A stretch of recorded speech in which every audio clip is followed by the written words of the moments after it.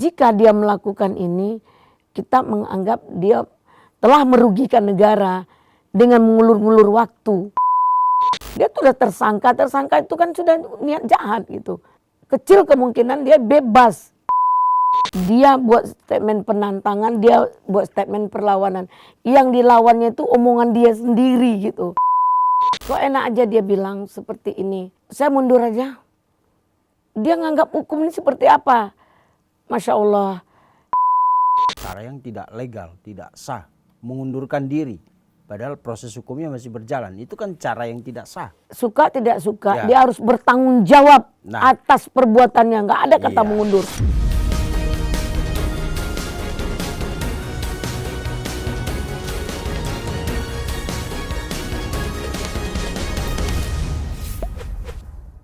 Selamat malam pemirsa cumi-cumi.com dimanapun berada. Selamat datang lagi di special interview podcast yang menghadirkan topik-topik spesial dengan narasumber spesial. Dan hari ini di studio kita ada tuan rumah Bu Elida Neti. Jangan senyum-senyum.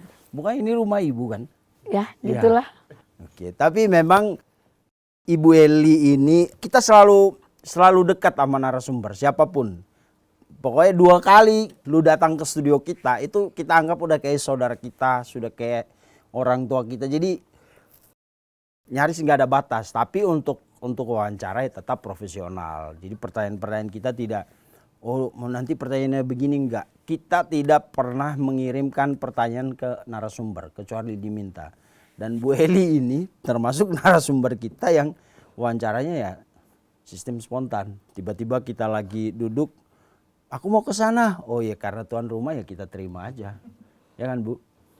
Alhamdulillah, terima kasih. Tapi penonton bisa lihat sendirilah, kita tidak membuat wawancara itu terkesan subjektif dan berat sebelah. Pertanyaan-pertanyaan kita adalah terkait sebuah peristiwa hukum. Kalau itu lawyer termasuk Bu Eli adalah peristiwa hukum dan perspektif bintang tamu yang ada di sini. Dan hari ini kita akan bahas tentang serial Prapit Roy Suryo.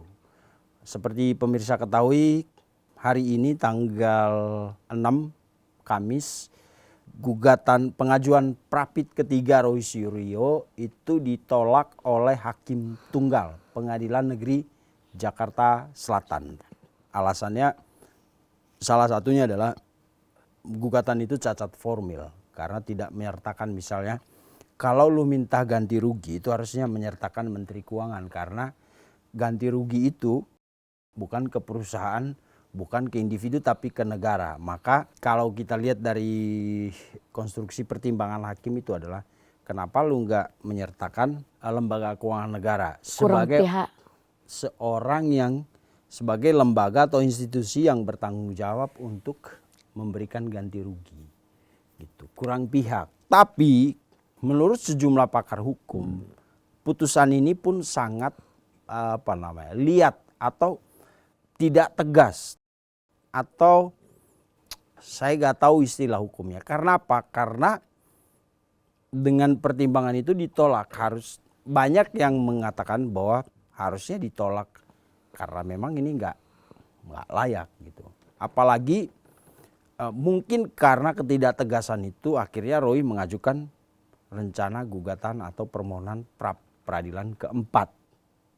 Ya kan? Dan hari ini kita mau dengar pendapat Bu Eli tentang Prapit ketiga dan rencana Roy untuk melakukan Prapit keempat.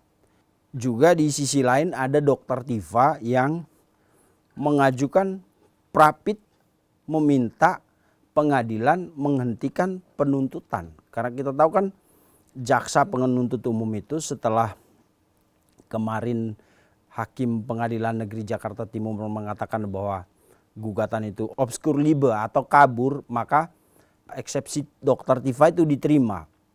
Lalu kemudian ternyata ada undang-undang yang memberi celah untuk jaksa penuntut umum melakukan dakwaan ulang, membuat dakwaan ulang. Dan dakwaan itu sudah didaftarkan sebelum Dr. Tifa mengajukan pra-peradilan. Dan kemudian orang bertanya, katanya kalau udah masuk pokok perkara itu sidang pra peradilan itu udah nggak berlaku. Tapi faktanya, informasinya, pra peradilan TIFA yang meminta Pengadilan Negeri Jakarta Timur menghentikan penuntutan itu juga diterima. Dan kalau lihat di podcast kita sebelumnya, orang jadi bingung, ini perkara ini sebenarnya perkara apa? Itu. Tapi nanti kita akan gali ini dengan Bu Eli Daneti, salah satu praktisi hukum yang selalu kita mintai pendapatnya. Kenapa? Karena langsung atau tidak langsung beliau ini juga menjadi bagian dari proses perkara dugaan pencemaran nama baik dan fitnah terhadap Pak Jokowi. Selamat malam Bu Eli. Selamat malam. Ibu selalu coklat ini ya, outfitnya putih-putih gitu ya.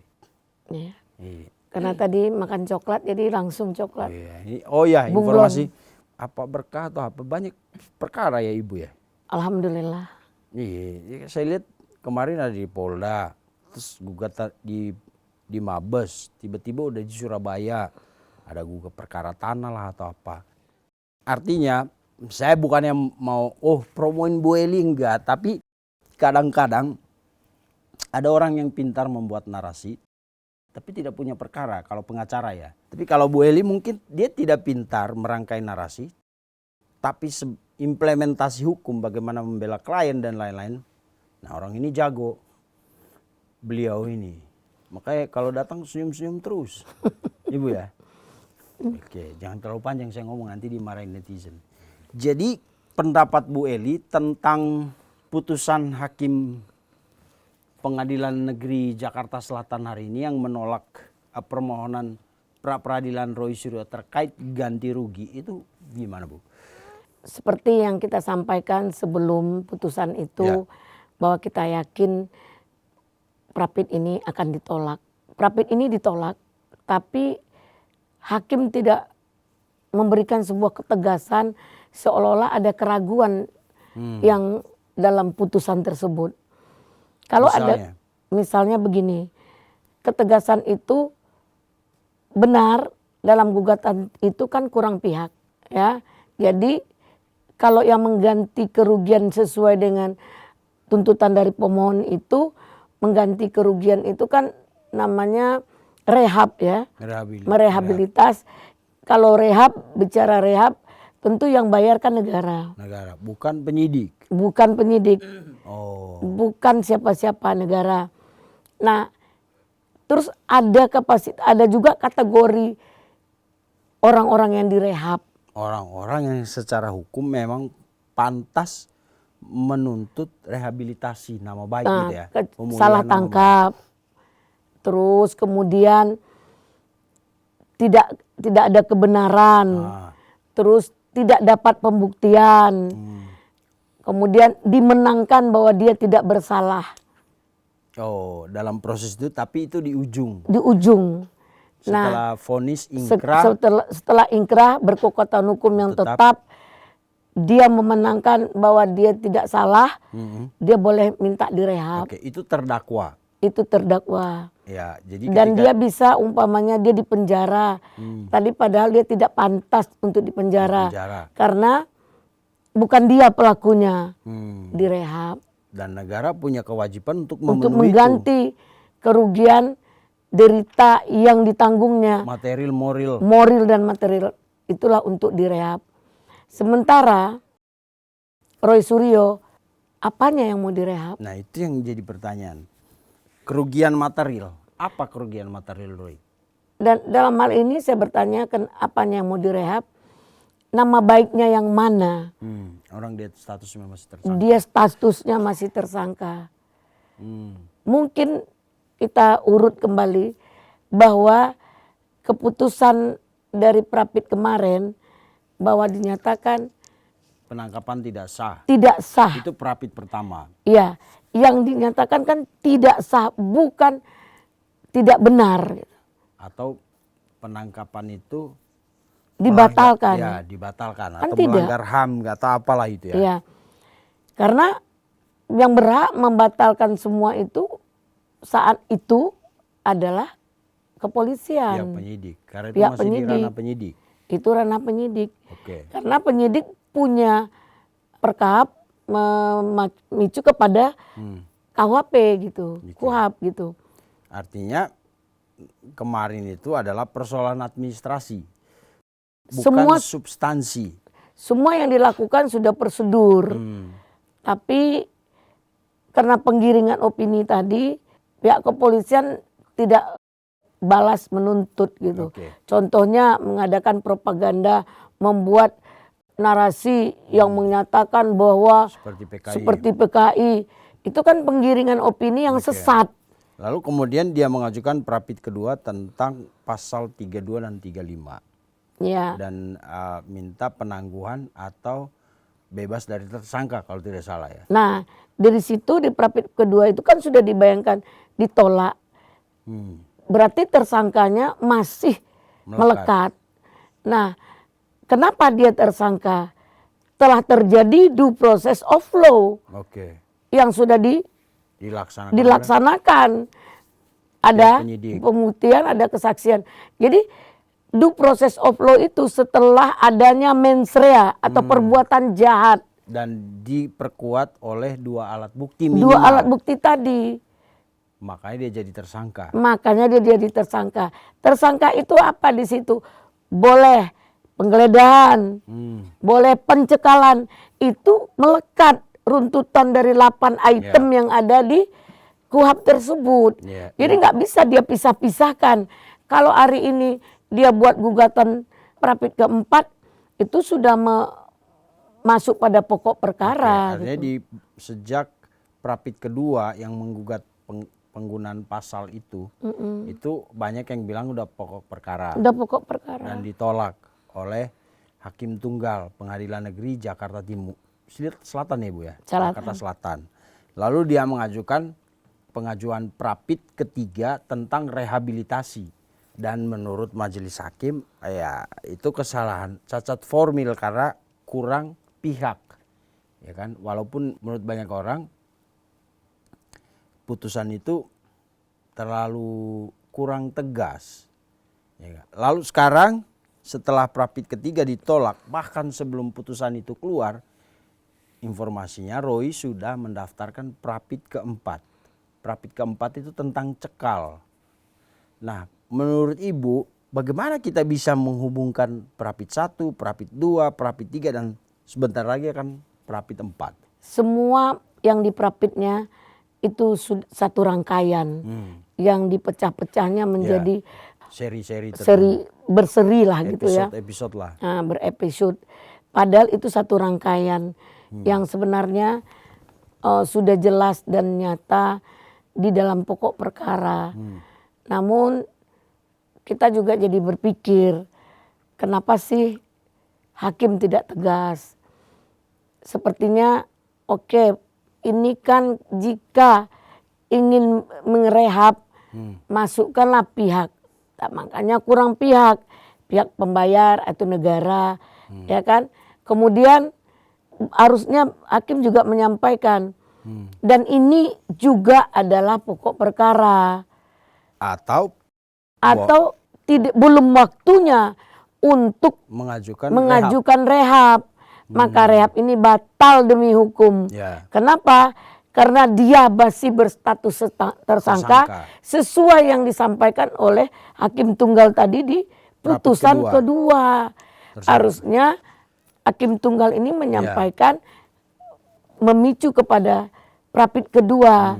Jadi inilah rentetannya yang lalu kemudian prapit keempat dipisah-pisah oleh Roy. Berkaitan dengan prapit kedua tadi ya Bu ya. Ya. Bahwa statusnya masih tersangka dan pencekalan itu biasanya melekat sama tersangka. Sama tersangka. Itu Roy paham gak itu? Minimal lawyernya. Kalau Roy nggak paham nggak apa-apa. Tapi lawyernya saya ragu. Apakah dia nggak paham? Apakah dia nggak mampu memberikan edukasi atau memberikan pemahaman bahwa ini nggak boleh loh. Mungkin seperti di situ. Kalau di Roy, saya lihat kan Gofur di situ yang bermain. Bukan Refli lagi. Refli ada, tapi kan yang lebih mengeliat adalah Gofur. Namun Gofur ini tingkat ininya masih ini gitu. Bukan kita untuk ini ya.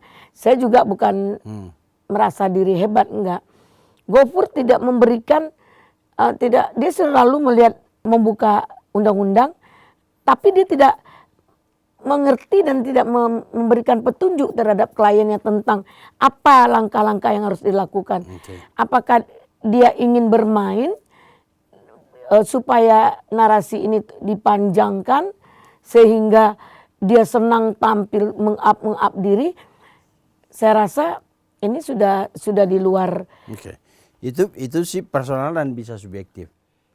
Tapi pertanyaannya adalah ketika di Prapit kedua itu kan masih terkait status tersangka.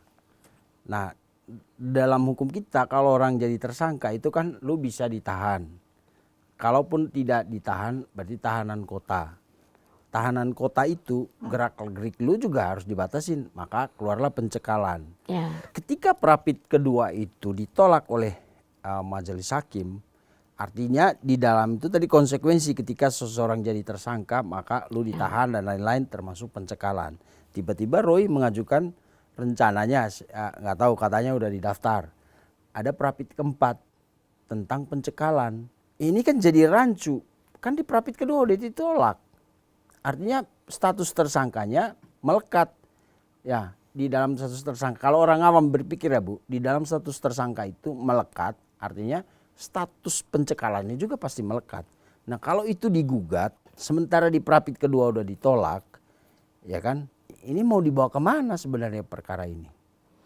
Nah, disinilah kalau undang-undang dalam hukum beracara yang lama, ini ada penegasan. Terus sekarang kan diberi peluasan. Semua berhak mengajukan Prapit. Kelemahannya yaitu terima aja dulu, diuji, baru ditolak atau diterima. Kalau mereka itu mendaftar, diterima. Sama kita membuat pendaftaran pengaduan. Laporan ke pengadilan. Semua pengaduan diterima SPKT. di SPKT. Itu harus diterima. Setelah diterima kan dilihat apakah ini benar ditolak SP3 atau segala macam. Sama dengan Roy. Nah permainan inilah yang dimainkan Roy. Cuman kita harus melihat dari sisi lain. Kalau Prapitnya kita untuk dia melarang dia untuk Prapit itu nggak bisa. Karena sudah ada putusan dari Mahkamah Konstitusi ya. Bahwa Prapit itu bisa dibatalkan apabila sudah dibacakan atau sudah masuk pokok perkara di sidang pokok perkara dibacakan sidang pertama. Itu sudah tidak bisa Prapit seperti yang dilakukan Dr. Tipa. Namun Roy punya peluang untuk Prapit. Tapi dalam sisi lain penegakan hukum kan enggak satu sisi. Jika dia melakukan ini, kita menganggap dia telah merugikan negara dengan mengulur-ngulur waktu, dengan mengobok-obok hukum. Nah, kita minta juga dia digugat merugikan negara. Terus obstruction of justice itu menghalangi penegakan hukum? Menghalang-halangi. Nah, kita akan lakukan gugatan itu. Kalau pidananya kan sudah berjalan ini, sudah pasti. Tinggal penentuan dakwaannya, penentuan hukumannya lagi gitu. Dia sudah tersangka itu kan sudah niat jahat gitu. Kecil kemungkinan dia bebas. Nah, dia bilang kita kan harus melakukan hak hukum kita. Oke, tapi kan nggak bisa hukum ini semena-mena digugat dengan merugikan negara, dengan mengobok-obok hukum. Itu bisa gitu. Oke. Kemudian untuk begini, Roy. Kalau soal Prapit itu kita nggak tahu nanti berapa seri Roy mengajukan Prapit. Tapi yang pasti Tifa juga akhirnya melakukan hal yang sama. Nah, soal Prapit Tifa itu justru lebih banyak polemiknya karena kan kemarin udah masuk pokok perkara. Waktu Roy melakukan Prapit, Tifa langsung ke pokok perkara. Kemarin ketika hakim memutuskan bahwa eksepsinya diterima, itu dia senang sekali. Begitu ada celah, JPU mendaftar dakwaan ulang, tiba-tiba dia berubah. Dan sekarang yang lucu adalah ketika Tifa mengatakan di YouTube-nya, saya mundur dari perkara ini, tugas saya sudah selesai. Lah, pertanyaannya, siapa sih yang menugaskan Tifa untuk meneliti Roy ini? Tugas apa dia dulu, Bu, misalnya? Meneliti siapa? Meneliti ijazah Pak Jokowi. Jadi begini. Kan dia bilang dia mundur. Emang boleh? Seenaknya yang lagi proses hukum udah saya mundur aja lah. Kayak permainan main sepak bolanya anak-anak. Udah gue keluar aja, nggak bagus ini permainan. Makanya kita lihat Tifa ini sudah terkontaminasi dan sudah membuat seperti alu ya. Boleh dikatakan flying fiktif. Kenapa? Banyak statement-statementnya tuh yang kadang-kadang berlawanan. Dia buat statement penantangan, dia buat statement perlawanan. Yang dilawannya itu omongan dia sendiri gitu. Jadi ini gimana ya? Tifa versus Tifauzia kali ya? Ya. Dokter Tifa versus Dokter Tifauzia Tiasuma. Oh, artinya lucu kan, Bu? Ya. Tiba-tiba dia mundur, sementara proses hukum kan masih berjalan. Nah inilah yang seolah-olah gini loh, dia penyidiknya, dia jaksa penuntut umumnya, dia hakimnya. Jadi selama penyidikan suka-suka dia pernah bilang ijazah Pak Jokowi ini bahkan bukan cuma 99,9 sekian persen seperti kata temannya Roy, tapi sudah 100% palsu. Lalu selama proses itu dia mengatakan bahwa semakin kesini banyak bukti, ada bukti yang kalau diajukan ini memalukan negara ini.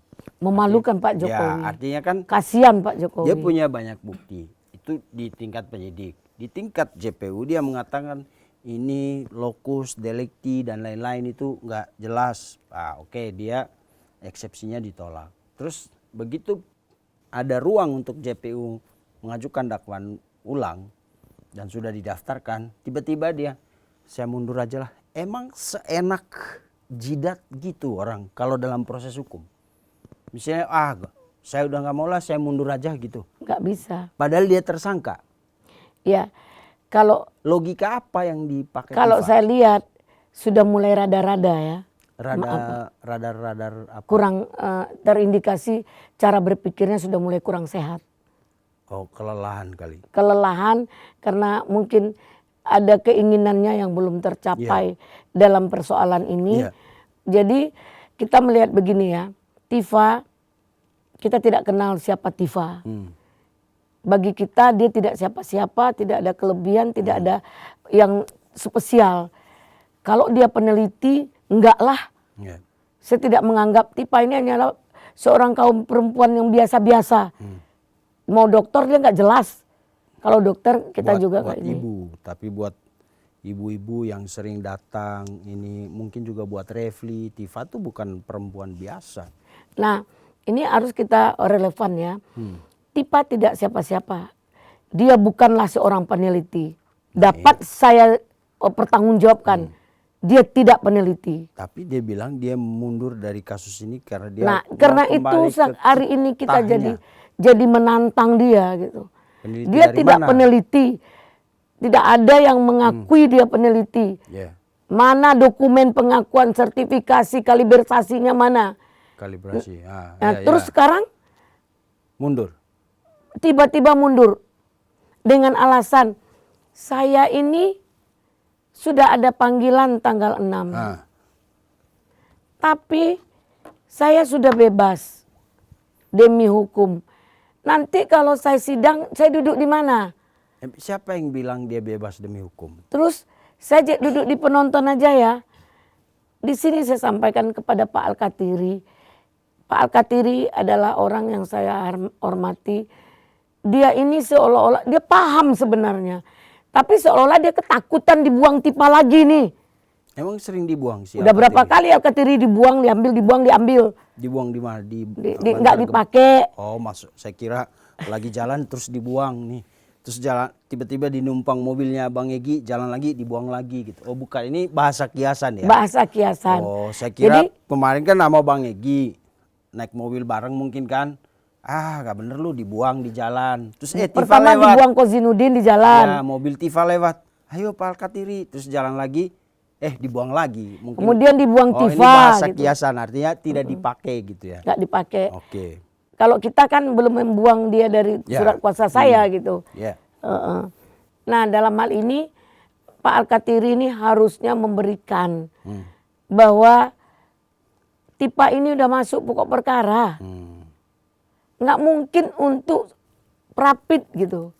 Ya. Satu. Yang kedua, ada ketika dapat putusan sela, harusnya Pak Alkatiri menyampaikan bahwa ini ada dua kemungkinan banding perlawanan artinya. Atau memperbaiki dakwaan. Diambil perbaiki dakwaan, koordinasi lagi ke polisi, kemudian dirapikan. Ini adalah nilai yang malah lebih bagus lagi kan. Kemudian didaftarkan lagi dengan nomor yang berbeda. Kemarin 300 ya? 300 apa 301? Saya nggak tahu yang daftar, kayak sama deh. Enggak ya, 301 kan tadinya yang pertama atau gimana. Pokoknya soal nomor udahlah, kita nggak usah. Nah dalam hal ini tiba-tiba dia menganggap dia sudah bebas. Saya mau duduk di mana? Terus saya kan sudah batal demi hukum, saya sudah bebas. Sampai ke salah satu pengacara Pak Jokowi, dia sampaikan, udahlah Pak, jangan buang energi. Saya mau jadi saksi 9 saya. Pengadilan yang harus saya hadiri untuk jadi saksi ahli. Pak Jokowi itu. Pak Jokowi tentang ijazah palsu Pak Jokowi. Oke, tapi saya perlu disclaimer dulu gini.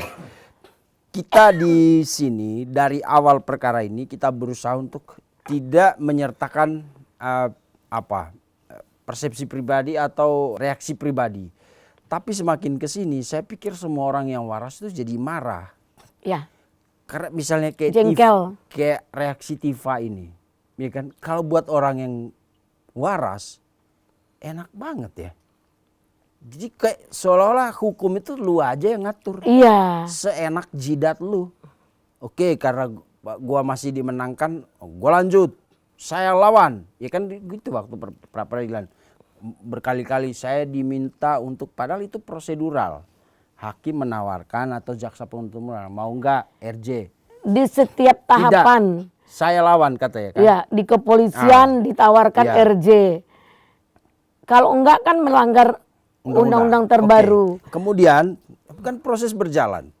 Ya, kita ngikutin Tifa bahwa melakukan pra peradilan, melakukan perlawanan itu emang hak hukum seorang tersangka.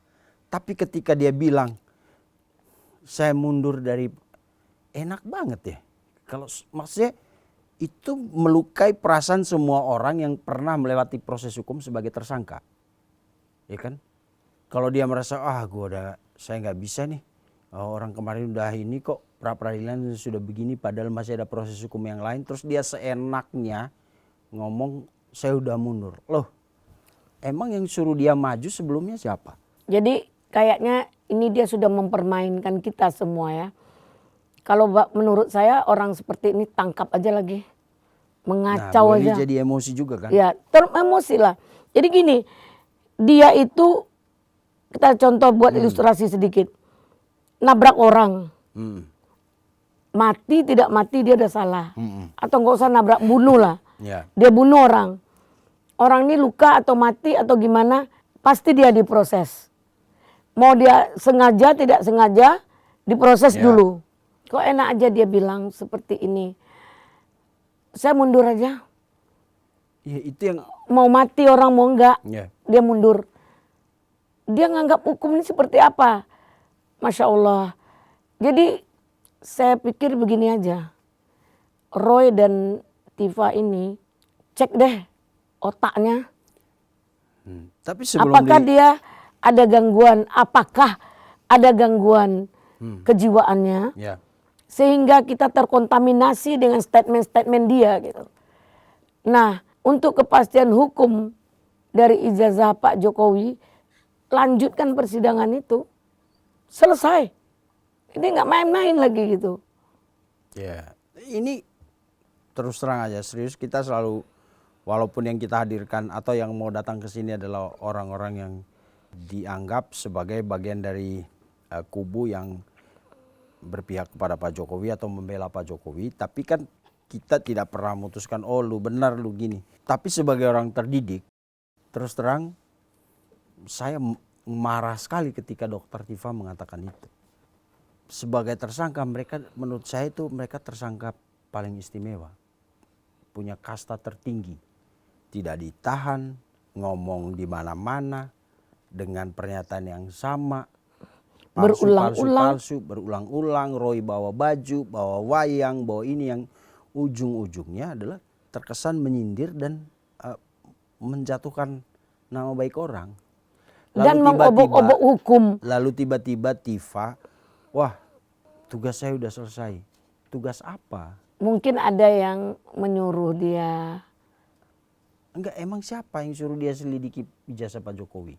Mungkin ada kan yang. Katanya dulu itu inisiatif mereka sebagai peneliti. Ada grup kali, jadi dia keluar dari grup itu barangkali. Grup mana? Grup yang membiayai dia barangkali ya. Oh bisa. Ya tapi kan gak bisa, lu mau dibiayain atau enggak. Ketika perbuatanmu udah masuk ke ranah hukum, gak bisa seenak jidat kita ngomong gue bebas, gue berhenti gak bisa. Kalau masih di polisi mungkin udah diborgol. Artinya kan pernyataan seperti ini, kalau kita lihat analisa secara logika, ini ada upaya melarikan diri. Cuci tangan. Cuci tangan sih masih enak.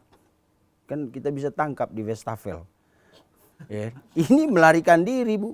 Upaya melarikan diri dari perkara yang sedang berjalan. Ya. Terlalu banyak institusi hukum yang dia hina di situ. Betul. Penyidikan Polri, Pak Imanuddin dan anak timnya melakukan penyidikan ini 1 tahun lebih dengan berkas yang sedemikian banyak. Lalu JPU. Kemudian yang mengerikan adalah ya pengadilan itu sendiri. Enak aja saya mundur. Nah sebagai praktisi hukum, ini kalau ini kan pemikiran kita sebagai orang awam yang mengandalkan logika, tidak belajar pasal, ya kan? Artinya seenak-enaknya banget orang ini. Lu nggak menghargai penyidikan polisi, penyelidikan pagi, siang, sore, malam mereka gali data sampai keluarlah dokumen setinggi 1 meter lebih itu. Lalu kemudian dilimpahkan ke kejaksaan, mereka menyusun tuh dakwaan. Pertama gagal karena kabur, lalu mereka bikin lagi. Tiba-tiba mau masuk ke ini, dia ajukan pra peradilan, lalu kemudian mundur. Inilah seolah-olah saya sepakat dengan Adinda tadi, seolah-olah dia istimewa. Equality before the law itu tidak berfungsi untuk dia. Siapa yang kasih keistimewaan itu ke Tifa? Iya. Yang bisa saja orang-orang yang disebutnya yaitu orang kepresidenan yang selalu dibanggakannya, yang diucapkannya terima kasih Bapak SD, terima kasih Bapak Prabowo gitu. Jadi jangan-jangan ini yang memainkan ritme seperti ini. Jadi kita juga jangan gara-gara ini terjadi propaganda untuk perang bersaudara, berteman, sudah ribut, sudah tidak bagus lah. Nah, tiba-tiba dia menyatakan mundur. Nah, banyak yang menginterpretasikan itu bahwa Tifa akan RJ. Tapi kan beberapa kali ditawarkan dia bilang saya akan lawan. Nah, kalau kita menginterpretasikan itu, ini upaya melarikan diri dari proses hukum yang sedang berlangsung. Dia mengundurkan diri. Ya.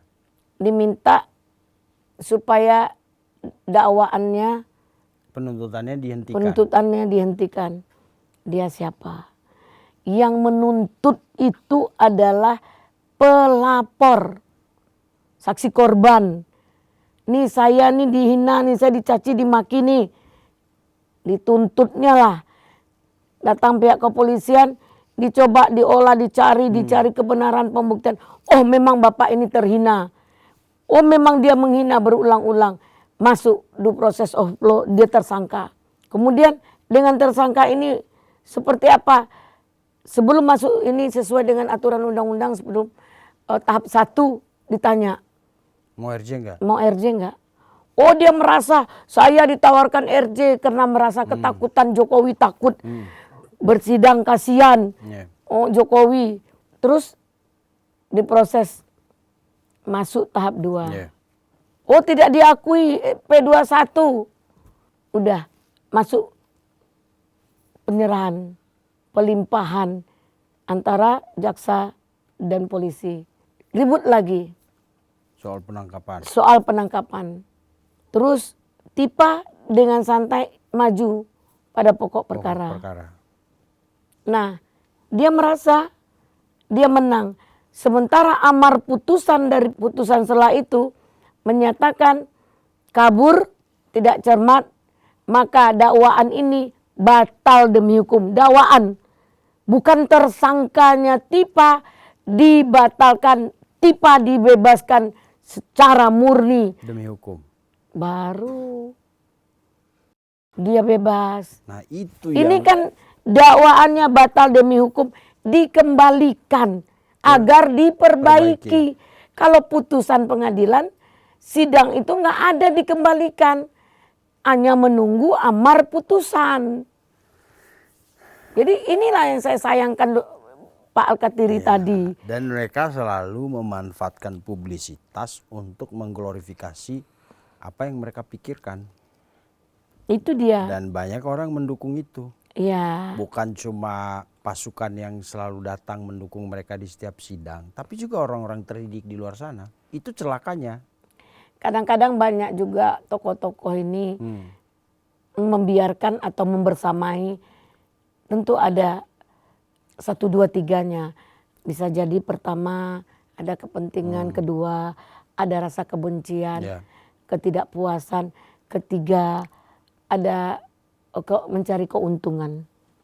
Jadi makanya mereka menggiring permasalahan ini sebaik mungkin dengan punya kuda-kuda hitam mereka di situ. Nah, persoalannya gini Bu.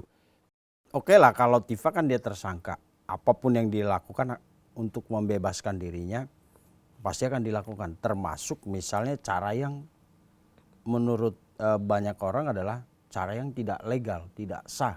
Mengundurkan diri. Padahal proses hukumnya masih berjalan. Itu kan cara yang tidak sah. Dia suka tidak suka, dia harus bertanggung jawab atas perbuatannya. Nggak ada kata mengundur. Nah persoalannya para penegak hukum itu entah JPU atau pengadilan atau majelis hakim atau apalah itu. Kenapa walaupun mungkin itu baru keputusan pribadinya Tifa ya. Kita nggak tahu apakah itu apa indikasi dia mau RJ atau misalnya mau kabur, melarikan diri. Mundur kan melarikan diri.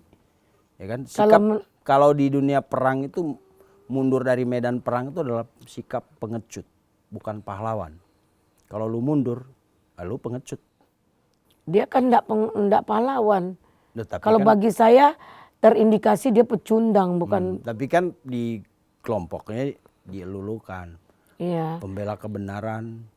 Enggak lah. Kebenaran apa yang dia lakukan. Tapi sudahlah, kita misalnya nggak usah, nanti kan jadi subjektif. Tapi pertanyaannya Bu, emang boleh orang seenak jidat gitu? Proses hukum lagi berjalan, ya, nggak saya boleh. mundur aja lah. Nggak boleh. Ada nggak undang-undangnya yang membuat ketika tersangka merasa wah kayak posisi saya lemah misalnya, saya mundur aja lah. Kalau dia pelapor.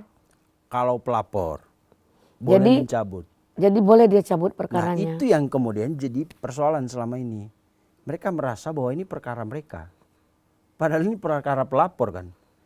Mau lu berkelit kayak cacing kepanasan atau belut di tengah sungai, kelat-kelit, lu masuk lubang, keluar lagi. Terus selama pelapornya masih ada, ini perkara gak hilang kan Bu?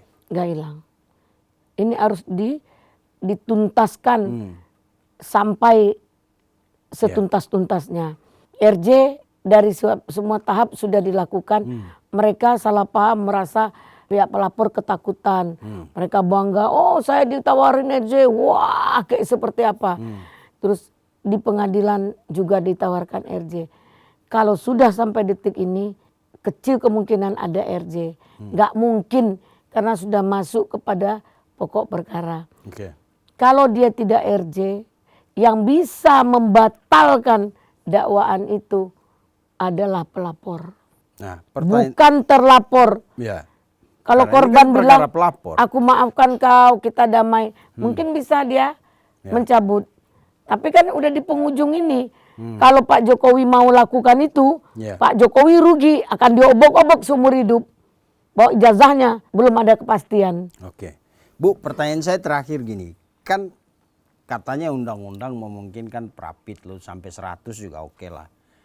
Tapi sampai kapan kita mengikuti tingkah pola hukum Roy dan Tifa seperti ini yang terkesan, wih di tangan mereka hukum ini kayak main-main aja, ajukan pra-peradilan seperti iseng-iseng, ya kan?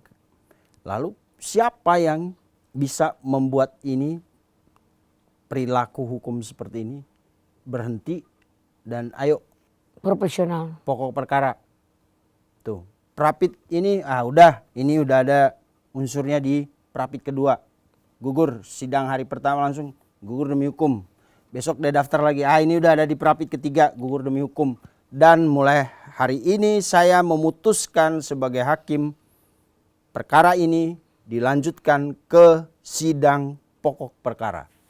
Siapa yang bisa melakukan itu? Pak Jokowi melalui kuasa hukumnya buat surat permohonan ke Mahkamah Agung agar ada penertiban dalam perkara ini, karena Prapit Roy Suryo itu sudah tidak relevan. Yang digugatnya di Prapit itu tentang pokok perkara, persoalan tentang tersangkanya dia tersangka, belum ingkrah, belum bebas, dia sudah menyatakan mundur, minta ganti rugi, kemudian hapus pencekalan, sementara dia masih tersangka. Jadi untuk kepastian hukum ini harus ada penegasan, yaitu saya umpamanya sebagai orang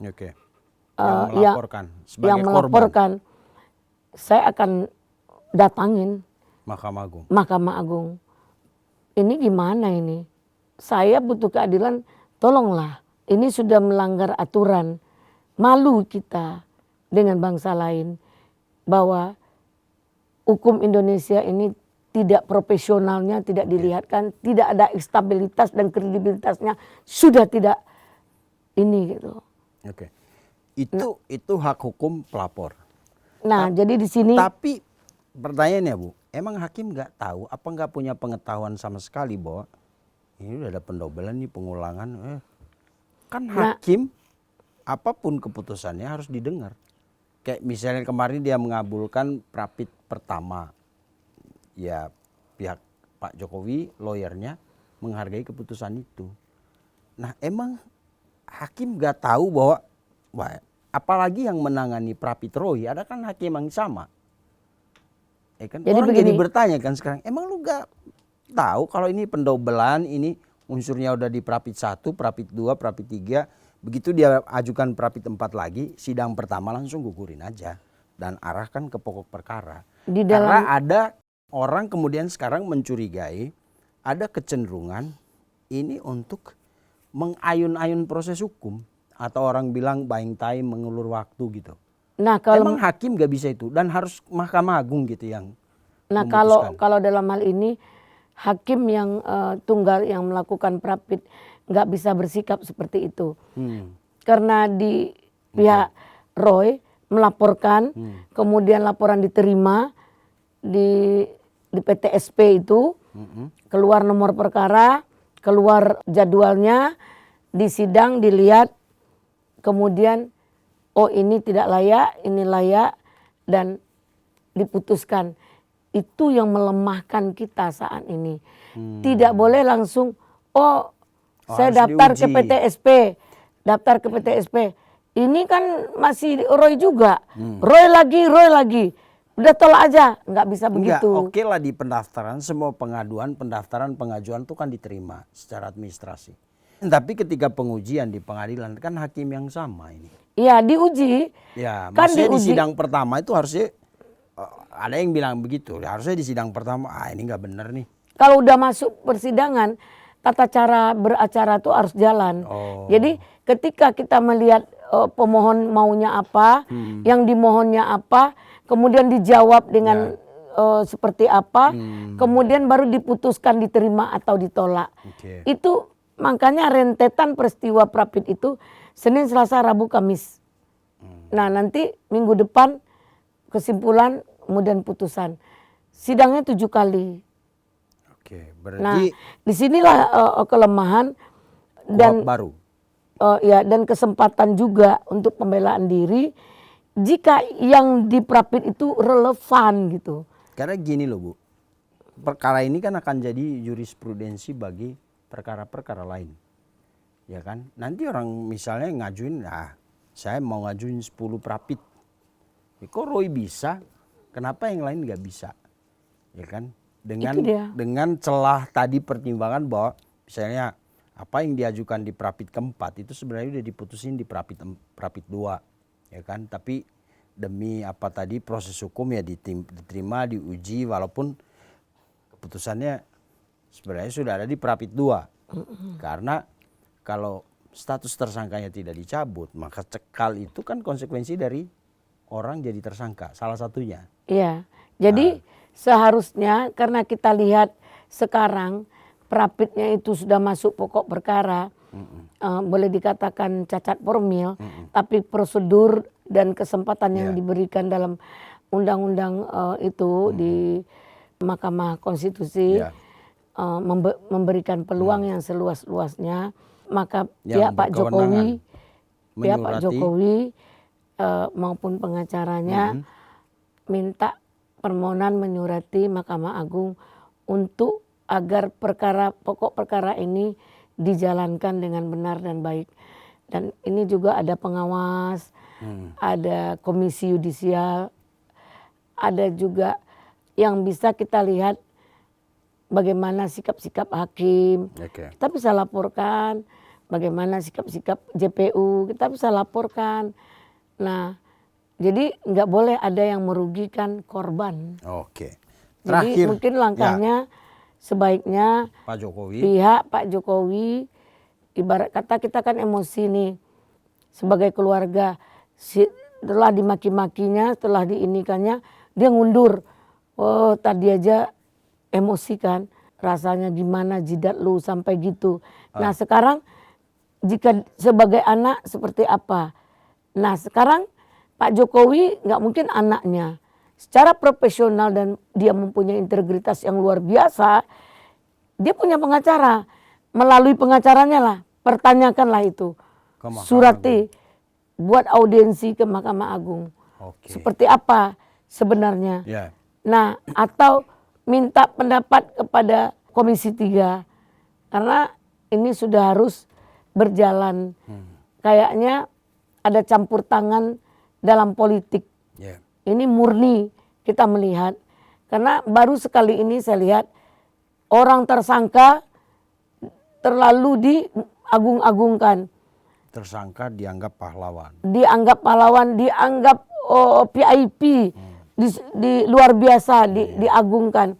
Sementara dia tersangka akibat perbuatan dia. Nah, bahkan bukan sekedar diagungkan, bahkan diangkat di media-media bahwa ini dia adalah seperti yang dilakukannya ini adalah sebuah pekerjaan yang akan memberikan contoh terbaik untuk anak-anak bangsa. Padahal ini mereka sudah merusak otak orang gitu. Ya, kalaupun memang kan kita bilang nggak ada haknya untuk menyatakan ijazah itu palsu atau tidak. Nah, bagi saya minta kepada pihak yang berkompeten cek kejiwaan Roy Suryo dan Tifa. Kalau itu ya kan? Takutnya nanti kita mengejas orang ya Bu? Bukan, indikasi. Boleh dong. Ya kan, kenapa kita menyampaikan seperti itu? Diperlakukannya seenaknya gitu. Kayak orang nggak punya. Coba tembak otak Pak Jokowi itu dengan dikatapel. Nah, kalau orang waras kan nggak mungkin begitu. Ya kan? Kemudian saya mengundurkan diri, nggak ada tanggung jawabnya untuk perbuatannya. Dia sudah melakukan perbuatan jahat. Sudah didapat dibuktikan dengan tersangka itu. Berarti benar dia melakukan kejahatan. Menghina, mencaci orang, merendahkan orang. Sehina-hina dan serendah-rendahnya. Sudah memenuhi prosedur. Sudah memenuhi alat bukti. Sudah memenuhi unsur. Kemudian ya udahlah. Nggak penting mas saya nggak minta maaf. Yang penting bagi saya nggak urus kamu. Saya nggak begitu. Saya mundur aja. Saya mundur aja. Emang ini program yang harus didaftarkan dan untuk dimundurkan. Di bawah seperti suatu pekerjaan. Pekerjaan itu dia digaji bulanan. Kemudian sudah tidak mampu lagi orang menggaji. Atau dia tidak mampu lagi untuk bekerja. Dia mundur. Emang seperti itu? Kan tidak. Ini hukum. Jangan diobok-obok. Dan kita minta carut marut hukum ini harus diselesaikan dengan baik. Wahai petinggi bangsa, jika kalian tahu dalam penegakan hukum itu ada namanya manajemen konflik. Tapi ini telah terlalu banyak konflik. Nanti sulit untuk mengurai konflik itu sendiri. Karena penggiringan opini terjadi dan terjadi juga adu domba. Bahkan dalam hal ini bernuansa kepada makar untuk merusak tatanan bangsa ini. Jangan main-main dalam perkara ini. Kadang-kadang kita jatuh bukan di kerikil yang bisa kita jatuh di kerikil yang kecil. Itu harapan kita kepada penegak hukum, yaitu Panglima tertinggi hukum adalah Pak Presiden. Sebagai Panglima, mohon ditertibkanlah hukum ini. Bisa duduk sama antara penegak hukum dalam kepastian hukum untuk tidak diperlakukan hukum ini seperti ini. Saya kemarin ketemu orang di luar, orang mentertawakan bagaimana hukum kita. Tidak ada kepastian. Kalau hukum di negara lain, yes or not, iya atau tidak, hidup atau mati. Ada ketegasan dalam hukum. Di dalam bercinta, di dalam kehidupan sehari-hari, bolehlah kita menye-menye, lebay-lebay. Tapi di dalam hukum, itu tidak boleh dilakukan.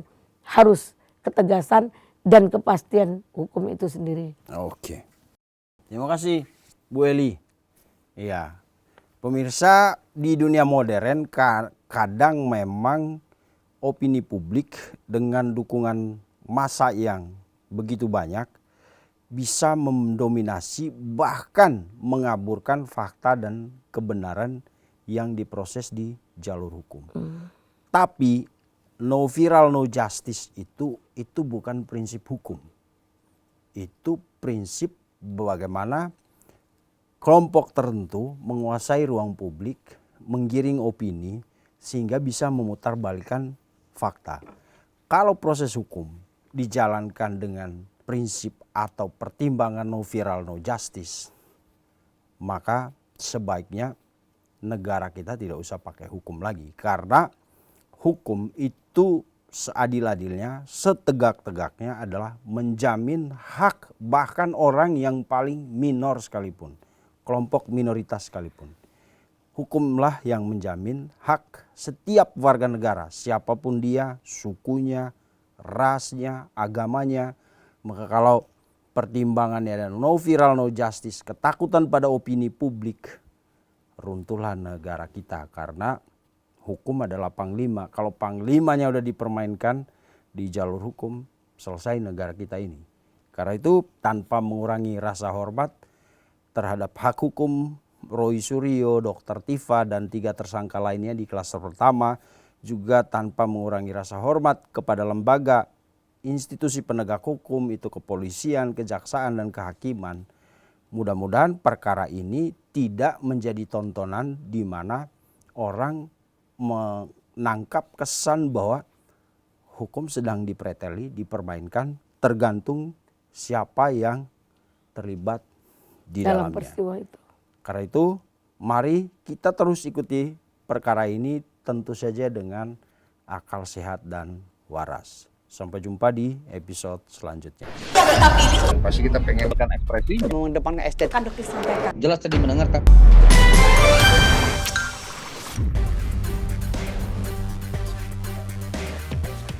Terima kasih sudah menonton. Jangan lupa like, komen, share, dan subscribe video cumi-cumi.com.